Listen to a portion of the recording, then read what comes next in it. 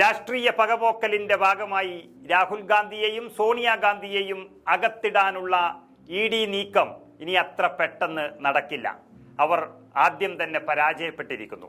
അതായത് national Herald case അന്വേഷിക്കുന്ന enforcement ഡയറക്ടറേറ്റിന് Delhi rose avenue കോടതിയിലാണ് തിരിച്ചടി ലഭിച്ചിരിക്കുന്നത്.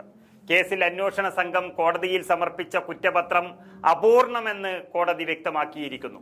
മാത്രമല്ല, കയ്യിലുള്ളത് മതിയാകില്ലെന്നും കൂടുതൽ രേഖകൾ ഉണ്ടെങ്കിൽ അത് ഹാജരാക്കാൻ EDയോട് നിർദ്ദേശിക്കുകയും ചെയ്തിരിക്കുന്നു കോടതി. തെളിവുകളും ആരോപണങ്ങളും എല്ലാം പൂർണ്ണമല്ല എന്ന് കോടതിക്ക് ബോധ്യപ്പെട്ടതുകൊണ്ട് തന്നെ കുറ്റപത്രത്തിൽ പ്രതി ചേർക്കപ്പെട്ട കോൺഗ്രസ് മുൻ ദേശീയ അധ്യക്ഷ ആയിരുന്ന സോണിയാഗാന്ധിക്കും ലോക്സഭാ പ്രതിപക്ഷ നേതാവ് രാഹുൽ ഗാന്ധിക്കും എതിരെ നോട്ടീസ് അയക്കാൻ കോടതി വിസമ്മതിച്ചിരിക്കുകയാണ്. വെറുതെ നൽകാൻ കഴിയില്ലെന്നും അതുകൊണ്ട് തന്നെ നോട്ടീസ് നൽകേണ്ടതിന്റെ ആവശ്യകത കോടതിക്ക് ബോധ്യപ്പെടണമെന്നുമാണ് വ്യക്തമാക്കിയിരിക്കുന്നത്. കേസിന് മെയ് 2 പരിഗണിക്കാൻ അങ്ങനെ മാറ്റിവെച്ചിരിക്കുന്നു. അതായത് EDയും CBIയും അടക്കമുള്ള കേന്ദ്ര ഏജൻസികൾ ഒരുപാട് കേസുകൾ പരിഗണിക്കുന്നുണ്ട്. അനധികൃതമായ സമ്പാദനമാണ് ED പ്രധാനമായും നോക്കുന്നത്. അതിൽ വലിയൊരു ശതമാനം കേസുകളും സത്യമാണ്. എന്നാൽ ഒരു ചെറിയൊരു ശതമാനം രാഷ്ട്രീയ എതിരാളികളെ ഇല്ലാതാക്കാൻ വേണ്ടി പൂർണ്ണമായും ഉപയോഗിക്കുന്ന കേസുകൾ ഉണ്ട് EDയിൽ. അതിലേറെയും കോൺഗ്രസ് നേതാക്കൾക്കെതിരെയാണ് ED പ്രയോഗിക്കാറുള്ളത്. അതിൽ പ്രധാനപ്പെട്ടതാണ് ഈ നാഷണൽ ഹെറാൾഡ് കേസ്. മണിക്കൂറുകളോളം ചോദ്യം ചെയ്തതല്ലാതെ, ഒരോളം സൃഷ്ടിച്ചതല്ലാതെ ഒരു ചുക്കും ഇവരെടുത്തു നിന്ന് കണ്ടെത്താൻ EDക്ക് കഴിഞ്ഞിട്ടില്ല. അതായത് നാഷണൽ ഹെറാൾഡ് പത്രത്തിന്റെ നടത്തിപ്പുകാരായ AJLന്റെ 2000 കോടിയോളം രൂപ, ആ ആസ്തി 50 ലക്ഷം രൂപയ്ക്ക് സോണിയാഗാന്ധിയും രാഹുൽ ഗാന്ധിയും ഡയറക്ടർമാരായ യങ് ഇന്ത്യൻ കമ്പനി തട്ടിയെടുത്തു എന്നാണ് ഇവർ കുറ്റപത്രത്തിൽ പറഞ്ഞിരിക്കുന്നത്. ആ കുറ്റപത്രം സമർപ്പിച്ചതിന് പിന്നാലെ അവർ ചെയ്യാത്ത കാര്യങ്ങളില്ല.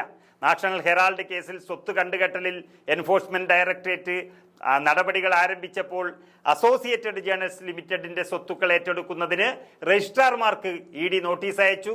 അതുകൂടാതെ ദില്ലി, മുംബൈ, ലക്നൌ തുടങ്ങിയ സ്ഥലങ്ങളിലെ AJLന്റെ 700 കോടിയിലധികം വരുന്ന മറ്റു സ്വത്തുക്കളും ED കണ്ടുകെട്ടി.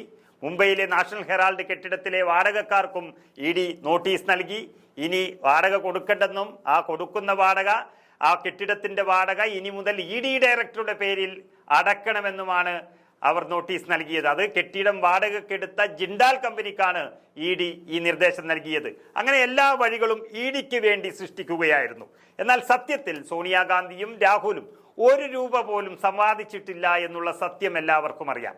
കടബാധ്യതയോട് കൂടി നിന്നിരുന്ന AJLനെ യങ് ഇന്ത്യ കമ്പനി ഏറ്റെടുത്തത് നമുക്കറിയാം. കടം പിടിച്ചു മുടിയാറായ ഒരു കമ്പനിയെ ഏറ്റെടുത്തത് സോണിയയും രാഹുലും ചേർന്നുള്ള അവരുടെ കമ്പനിയാണ്, അവർ ഡയറക്ടർമാരായ കമ്പനിയാണ്. അതല്ലാതെ രാഹുലും സോണിയയും പ്രത്യേകം പോയി ഏറ്റെടുത്തതല്ല.